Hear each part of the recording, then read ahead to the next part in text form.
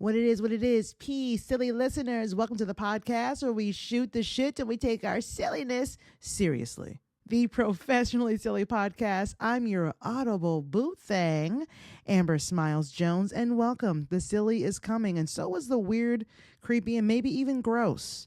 So you've noticed that we've kind of switched things up in the background of this video. If you're watching this on YouTube right now, I'm doing some changes in my studio. So we're going to be seeing a lot of changes over the next few months going on in the background and stuff. So this is week one of my new job. In a way, I am a board operator for a radio station here in Atlanta, and the job is so easy. It's hard, if that makes sense. I have to do a lot of things very quickly. And like, there's a lot of buttons and things to move up and computer screens and whatnot. And it can be a little overwhelming, but the first day didn't do well. Second day didn't do great. Third day did a little bit better.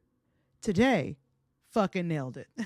My job as a board operator is to make sure that the commercials and the music is playing on time during the show that's live in the mornings. The show that I runs from the times of 6 a.m. to 10 a.m. So I want to make sure that I'm at the studio by 5:30 in the morning. I have made some crazy mistakes this week, but today was a great day. So I'm just going to go ahead and just wear that as my championship belt because I feel like I earned it. Okay. There is nothing more fulfilling than accomplishing a goal. And I finally did. Hopefully I can keep this up. At first I went into the job not wanting to really do it, but as I'm getting better at it, I kind of enjoy it now. So yeah, I think I actually like my job. That's good. I didn't think that I was going to like it because, the bird show wasn't there anymore and they made the job a lot of fun. And it makes me feel good that I'm starting to get better at that. I want to go ahead and also shout out a past episode. If you are new to the Professionally Silly Podcast, I did an episode back in the day, back in 2019, which feels a long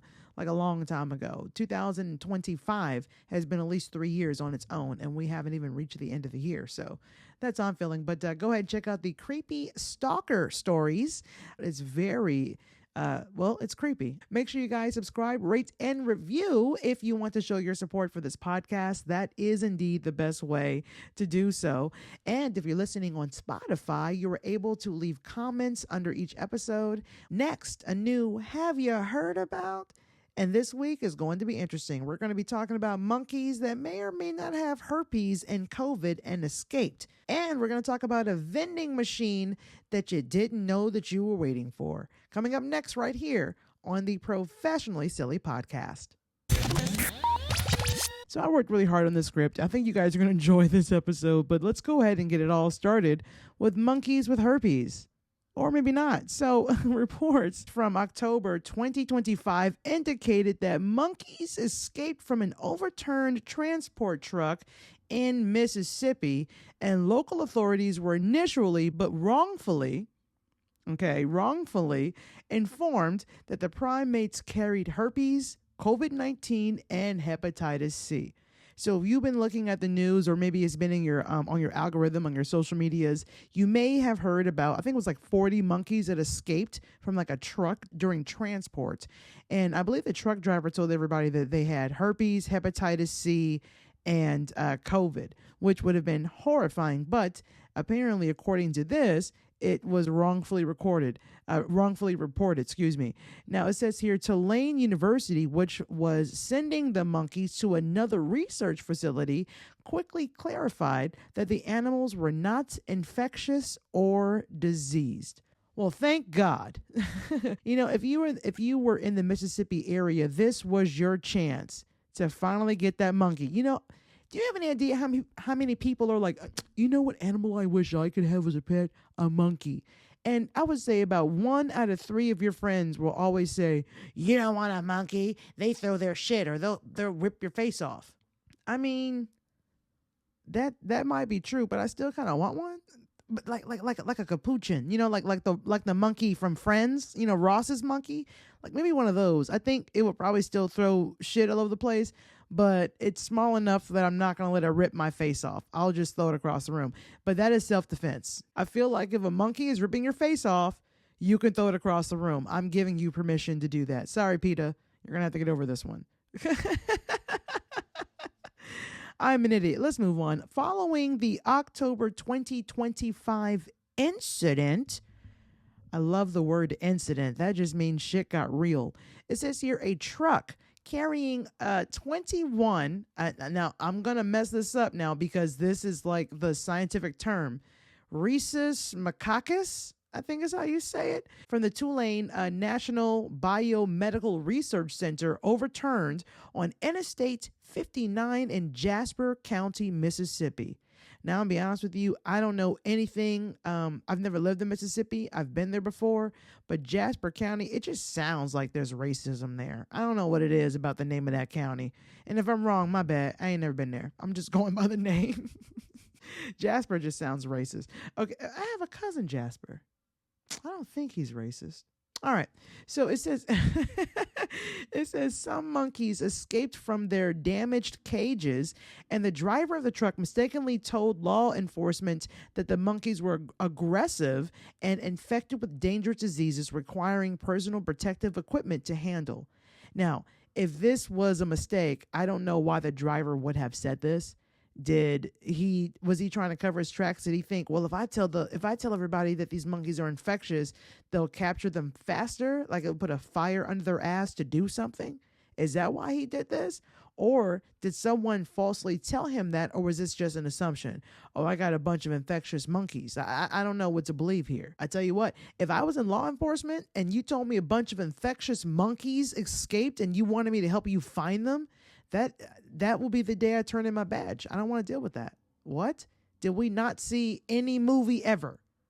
Okay. So based on this incorrect information, law enforcement officers shot and killed 5 of the escaped monkeys. And I also believe a resident ended up killing one as well, but that's because of the information. But when you hear that there is infectious disease monkeys escaped in your area and one is like on your property or near you and you have a firearm, I don't want COVID. I don't want hepatitis C. And I certainly don't want herpes.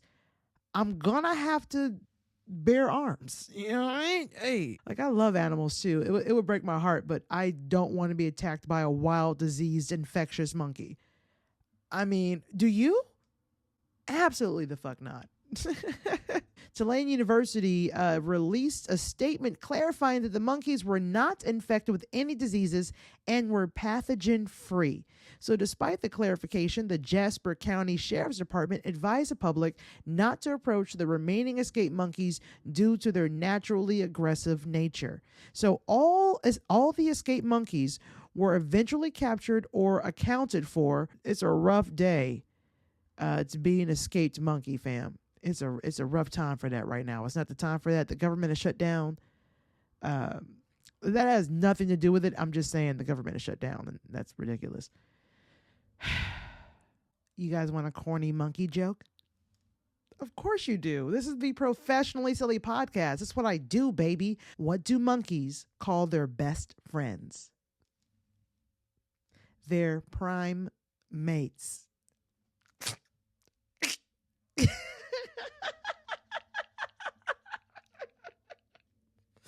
I was literally trying not to laugh. I'm ridiculous. One more.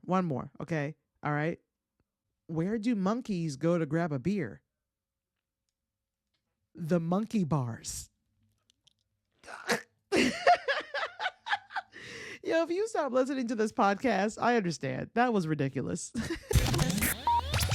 Have you heard about Chick-fil-A launches first of its kind, a 24-hour vending machine? Let's go ahead and talk about that. So I'm getting this beautiful information from the Instagram page at Mouth Attack. It says here, Chick-fil-A has officially launched its first ever 24-hour vending machine, a move that's turning heads in the fast food industry. The automated machine, described as a temperature-controlled market fridge, is currently being tested inside Wellstar MCG Health Children's Hospital of Georgia in Augusta. Now, I've been to Augusta. I've only been through there, but I got to tell you, that sounds like the coolest thing they got there. Now I'm just talking shit. That's only because I'm from Atlanta. It marks the brand's latest innovation in bringing its popular menu items to customers around the clock, except, of course, on Sundays. Ain't that some motherfucking shit? A 24-hour Chick-fil-A vending machine and still closed on Sundays. Bullshit. That really grinds my gears. Damn it. At the very least, there should, until it's sold out on Sunday, at the very least, I should still be able to go to the Chick-fil-A thing. And if they didn't sell out on Saturday, I should still better get me some Chick-fil-A that Sunday morning if it's still there. That is bullshit. Sorry. I feel away. Let's go on. Let me move on from that. Damn it. The vending unit is stocked with fresh favorites like the Chick-fil-A Cool Wrap, Southwest Veggie Wrap, and signature waffle potato chips, all available through a digital self-service interface, and customers can simply tap, pay, and grab their meals without waiting in line. I gotta say, that's kind of dope because I have honestly, when's the last time I went to Chick-fil-A? Shit. I have not been to a Chick-fil-A in a while. Back when I was working for the Burt Show, Rebecca or Cassie would usually send like a group message saying we're ordering some Chick-fil-A, and I would usually get it then. But then it was being delivered by like Uber Eats. But I have not been to a Chick-fil-A in a while. But every time I drive by one, the line is around like the building. I don't want it that bad. I do enjoy it. They hate gays though, right? Do they still hate gays, or is that are we done with that? Are we? I don't know. It looks like you can only get like cold things or things that have to stay cold, or chips. So I think that's dope. I do like the idea of that. We are super behind because from what I understand, Japanese, from what I understand, Japan has been doing this shit for a minute, and they have vending machines that will give you hot food. And also, if I'm not misunderstanding this, there is a vending machine, I believe in Buckhead, I want to say. It's a pizza vending machine. I have not been. I've been wanting to go. That is going to be, and I'll try that video if it's still there for sure. So make sure that you subscribe to the Professionally Silly podcast. I mean, make sure the podcast, well, that too, but the Professionally Silly YouTube channel, excuse me. While it's only available at one location for now, the experiment highlights Chick-fil-A's ongoing efforts to modernizing its service model while maintaining its signature quality and hospitality. Oh, I don't know. If we can catch up to Japan, we can have panty venting machines here before you know it. Kim Kardashian would lose her fucking mind if her full bush panties? Is that what they were called? Last week's episode. If she had her full bush panties vending machined, people would do it. Coming up next right here on the Professionally Silly podcast, we're going to talk about medieval tortures. Yeah, we're going there. Coming up next. I don't know why my face looks so evil. What the fuck? Okay, so apparently just the mention of medieval torture excited a lot of you. So a couple episodes ago on this podcast, I mentioned it. I mentioned it in some sort of like banter that I was having with myself, and someone slid into my DMs and they wanted to know more about it from me. Now, apparently they enjoy how I breaks it down. Okay, I breaks it down. Okay, so let's go ahead and start with this. What actually made it the medieval period? Like, what made it medieval? Like, what happened to create that era of time, if that makes sense? Now, that is a question that I can't say many have had, but I have certainly had it. So we gonna break it down, okay? All right, so check it. The medieval time period, also called, as we know it, the Middle Ages, okay? So that was an era between the fall of the Roman Empire and the start of the Renaissance. Now, roughly from the 5th century to the late 15th century. Long ass time, all right? Now, so this began with the fall of the Western Roman Empire and ended with the fall of the Constantinople, I think that's how you say it, to the Ottoman Empire. And that lasted about 1,000 years. Long fucking time. Okay, I can't imagine anything lasting for 1,000 years other than just air and water and shit, you know? Here is what actually made it the quote unquote medieval period. All right, the feudal system. So this was a society that was all about, let's say, hierarchy, okay? Kings ruled at the top, nobles and knights came next. Of course, the peasants, which probably would have been us, if I'm being honest with you, worked the land. But alas, everybody had a role, and most people at the time, they kind of stayed in their lane. Don't start nothing, won't be nothing, okay? So let's go into the next thing, castles and knights. So warfare and defense, it was a huge deal. So you had knights riding out in armor to protect the king, while the king is chilling up in the castle, getting fat as shit, eating, like, I don't know, grapes off the vine or some shit. That's just how it rolled. A world the current president would love, and I believe is low-key trying to bring back, all right? Not even low-key, high-key. You know what? Let me just shut my black gay female ass up right now before I lose the 6 listeners that I do have. My bad. Let's go on to the next thing. The church ran everything, okay? So back in this time, in the medievals, aka Middle Ages, the Catholic Church was the most powerful institution. So religion controlled politics, education, and even science. So if the church said it, people believed it. A lot of people still live that way. Again, a world that we were living in right now. So now, I don't know when church and state started filling each other up, but damn it, I just, they getting freaky and it sucks and I don't like it, okay? But I wish I could say what I really want to say, but I'm on a podcast network now and I don't want to get canceled before I actually matter to anyone. So we're just going to go ahead and move on to the next thing. No internet, no electricity, no toilets. For real, okay? Medieval ages, there was no such thing at Middle Ages, no such thing as indoor plumbing. That was not a thing. I cannot imagine dealing with that. I enjoy flushing things. That's just me. Life was so simple, but it was also super rough. So most people lived in villages, they farmed, and they barely traveled. And now, as a millennial, I survived without the internet before, okay? But fam, no electricity, no toilets. That's a hard no, dog. I need both of those things. I enjoy them immensely. All right, another thing, art and culture were religious. All right, so most art, music, and books, handwritten, were about God, saints, or the Bible. Yawn. I don't mean to be disrespectful, but that sounds boring as fuck. Super glad that there is more diverse art out there in the world. Thank God. Ha, ha. Not a pun intended, but yeah, thank him.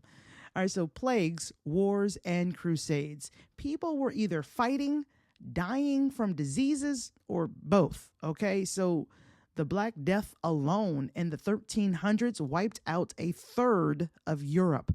That is a lot of dead white people, okay? I don't know why I specified that. That was ridiculous. Basically, it was a time when the world was rebuilding after Rome fell. So there was no modern science. There was heavy religion and a whole lot of war. Now, let's go ahead and get into the meat. The meat of this episode, torture. I'm sure I got your attention there. Now, this is your official warning. Listener discretion is hella advised.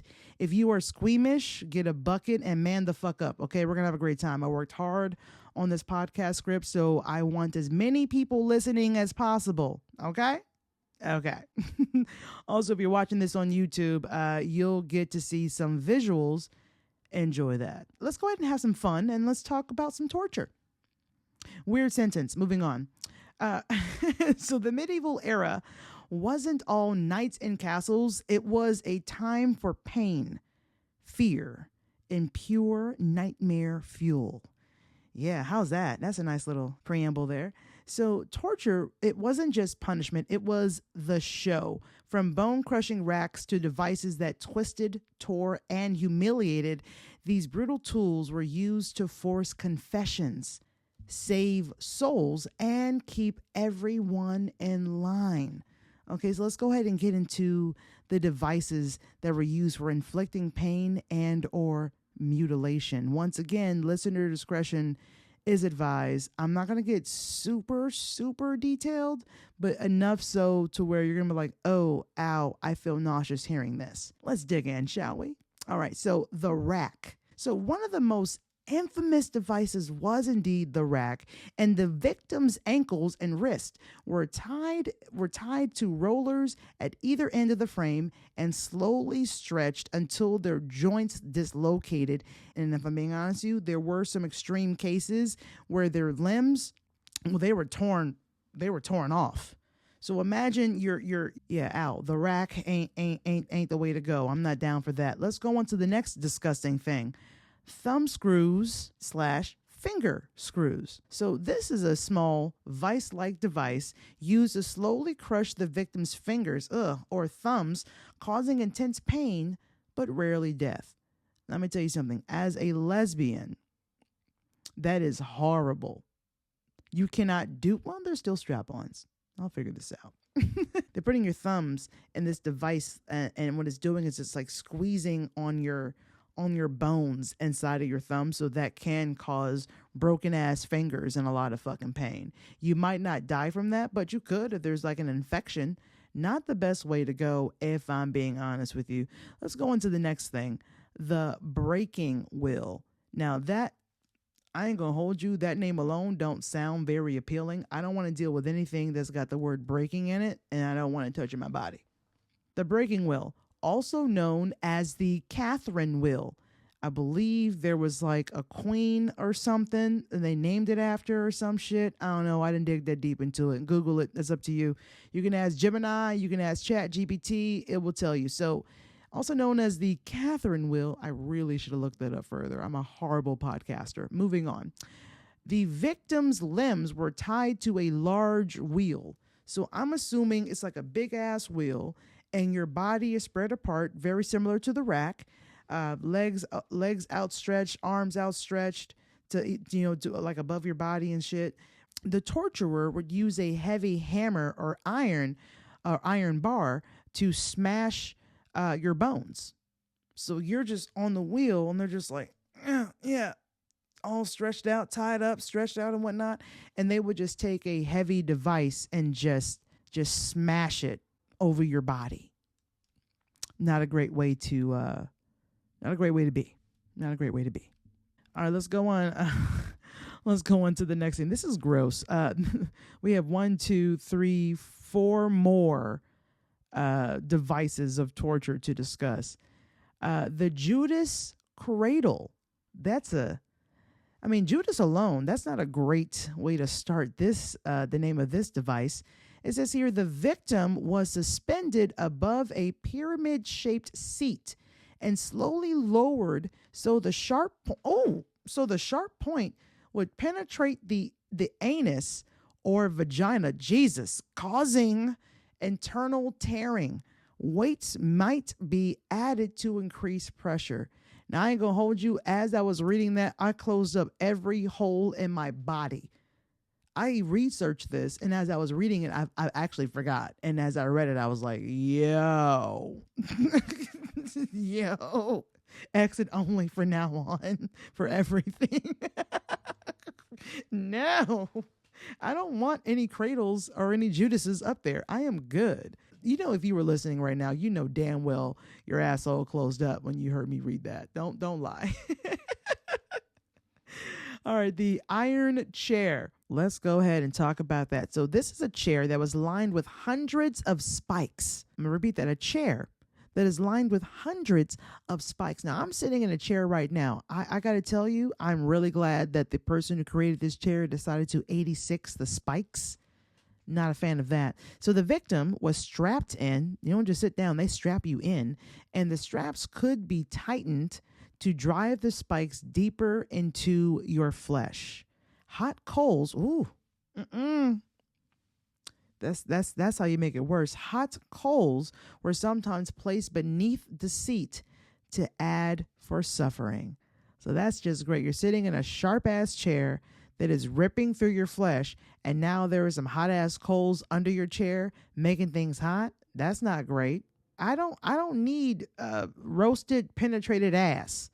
I don't need that at all. That sounded bad. Let's move on. The Heterix fork. Heretics?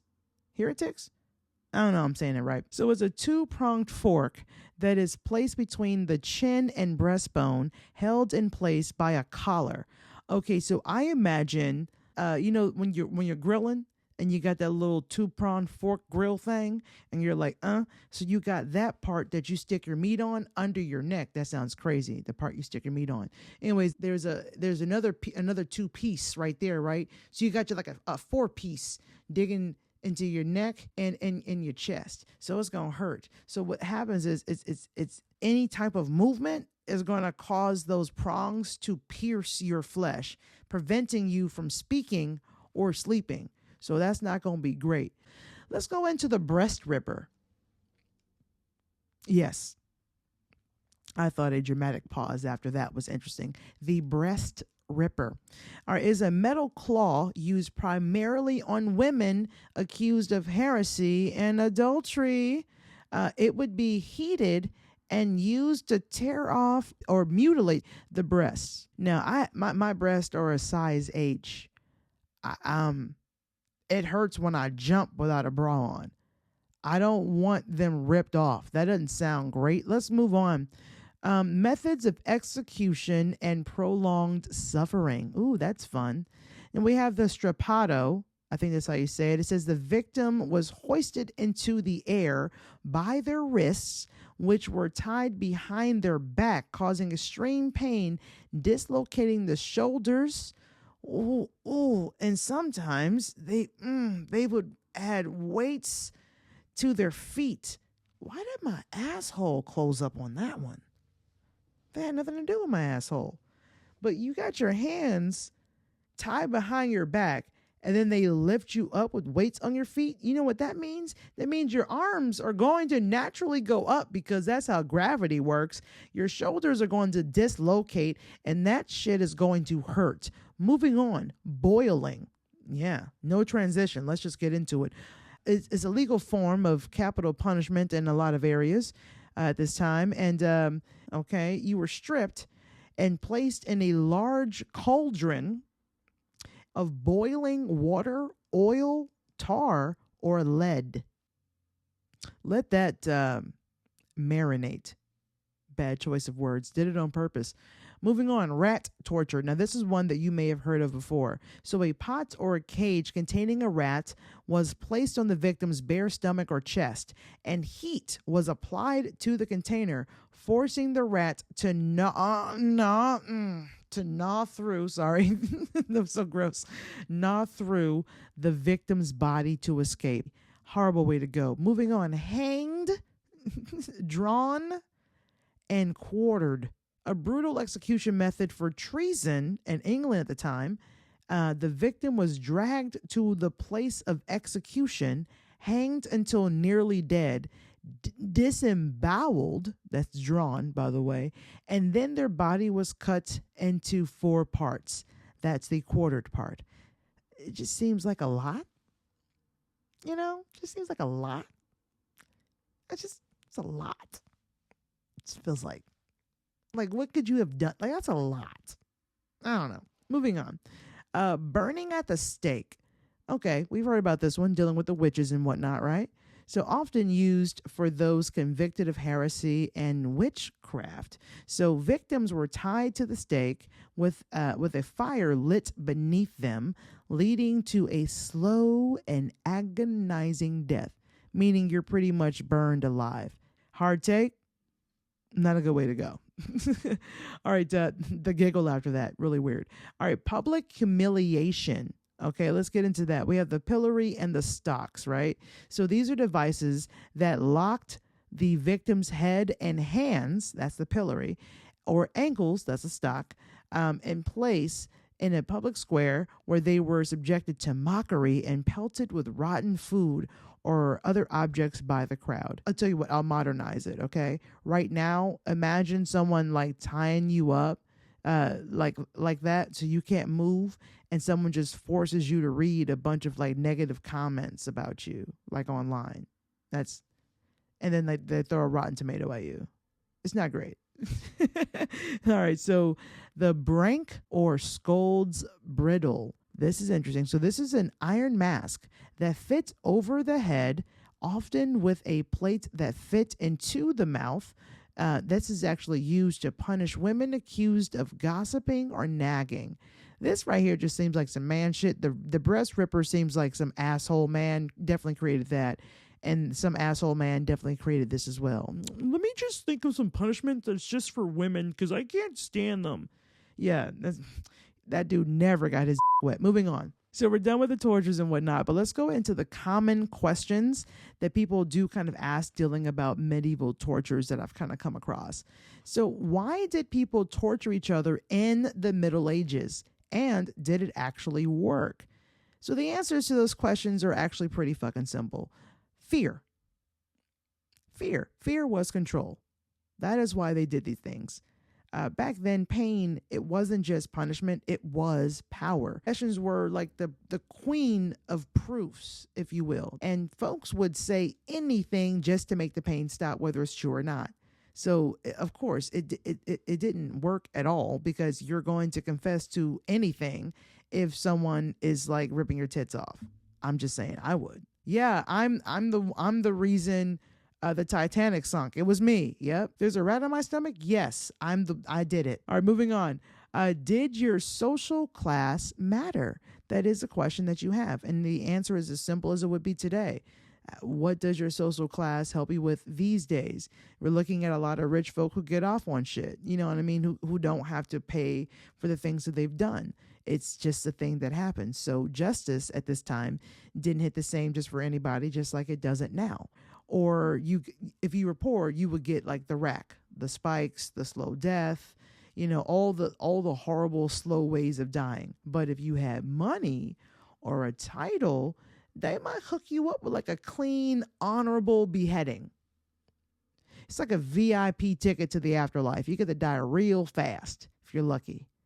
So yeah, social class mattered. Either you got off because you paid your way out of it, or you got a clean cut right below the neckline. All right, moving on. That's so dark. So how involved was the church in the tortures? I know a lot of you think that the church can't do no wrong, but if you think that, you're a fucking idiot. Learn your history. So religion played its part in this as well. So the church believed that suffering could purify the soul. So during the Inquisition, torture wasn't just legal, it was considered holy work. Yes, it is holy work to rip my tits off.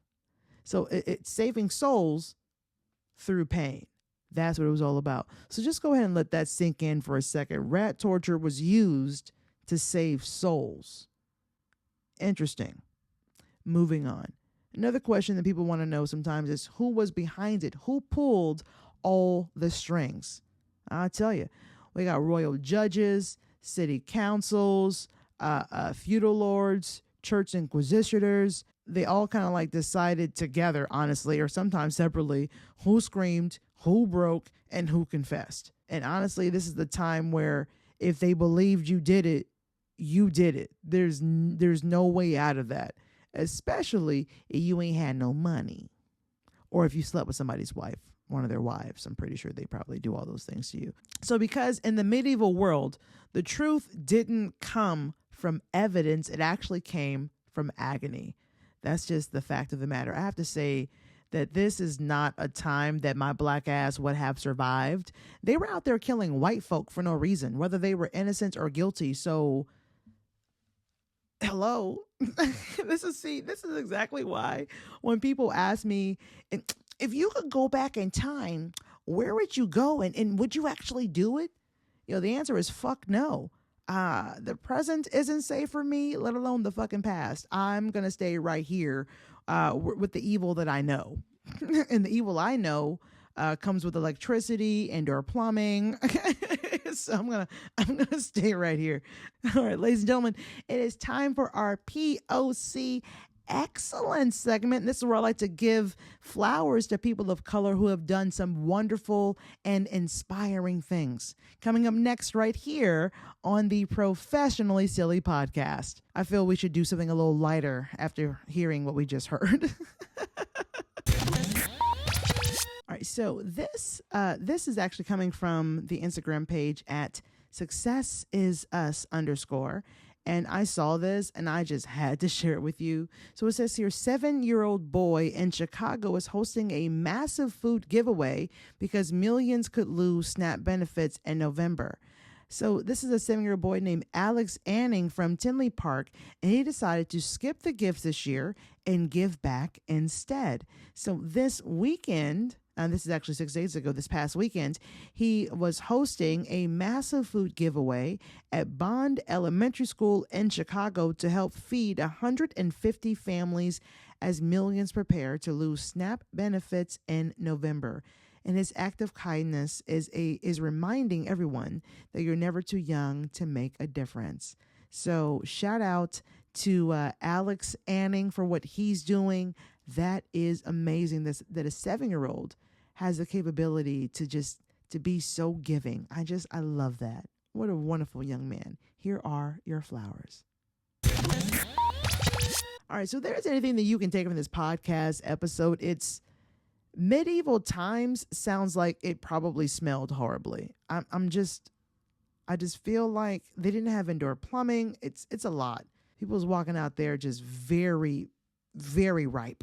Professionally silly life rules. I feel like I can safely say that. Shout out to the listeners because you guys are fucking titties. I love your faces, but most of all, I love the ears that are attached to them. Do me a favor and support this podcast. And the best way you can do that is subscribing to this podcast on whatever platform that you are listening or watching on. Also, do your girl a favor and give me a 5-star review on Apple Podcasts and Spotify. Extremely helpful. And on Apple Podcasts, I would love a good review, especially a written one. I would love to read that. That'd be awesome. And if you're looking at this on YouTube, click that thumbs up button. Make sure you subscribe, turn on your post notifications, and comment down below. Check out the podcast Instagram at It's Pro Silly and the Professionally Silly Podcast Facebook page. If you were looking to reach out, my email is down below in the show notes. It's professionallysilly@gmail.com. Or you can leave a message or text my Google Voice number, 805-664-1828. And speaking of emails, we actually have one, and I'm super, super excited to share it with you. I am constantly begging you guys to communicate with me, and whenever you do, it's dope. I love it. It's a great feeling. It says here, loving your podcast, came over to listen after the Burt Show went off the air. I love your combination of knowledge, stories, and vulnerability. I wanted to tell you a story about Halloween since you brought up Scotland. Immigrating from Glasgow, Scotland, to Atlanta, Georgia in 1993, we came to July of that year. So come the 1st October, I went out guising, and my mom, oh, I love that. I think, so guising, we discussed this. She was in costume, Halloween disguising. And mom, I love that. M-U-M. Yeah, she's definitely Scottish. I love this. Yes, sorry. All right, so I went out guising with my mom and was at the house with a big bowl of sweets. The first kids came around and my mom ushered them inside. The parents at the end of the driveway started freaking out because why was this literal stranger taking their kids inside? My mom was like, well, it's cold. You can't stand outside and tell your jokes, dance, or your song. The kids were super confused, and this went on for another 2 or 3 families before my mom went over to the neighbor and asked what the deal was with no one participating in Halloween properly. In Scotland, we also used to bob for apples at strangers' houses, sticking our heads into big buckets of water with apples in it to try to get one, like our whole head in some stranger's bucket. But it was so much fun as a child. We also didn't have pumpkins till maybe the last 10 years. We used to carve turnips. Let's just say I still have blisters from attempting to carve a turnip 30 years later, and it was that bad. Holy shit. Also, they didn't give just candy. They gave monkey nuts. Not sure on American term for them, just shelled peanuts maybe, and fruit. So you might get candy, but more than likely you got nuts. It's different. Now in Scotland, no one does fruits and nuts unless they are old. The kids, however, still tell a joke or song or do a dance. End up like bobbing only at friends' houses. Having your head stuck underwater at a stranger's house where your parents may or may not know where you are is so much more problematic in retrospect. Yo, hear. Anyway, just thought you'd get a kick out of my mom getting a reputation for attempting to kidnap the neighborhood children to force them to perform for candy. Keep up the good work. Loving the show, Emma. Emma, first of all, thank you so much for taking the time to write in. That email literally made my day. Hell, it made my week. Okay, and it meant the world to me. I love it when you guys engage with me, and that was awesome. And the fact that you came from the Burt Show as a P1 listener, that just means that it feels like you've allowed me into the Burt Show fam. And the fact that you came over here to support, even though they're not a part of this, makes me feel loved and needed and all that, all the warm things. So thank you so much.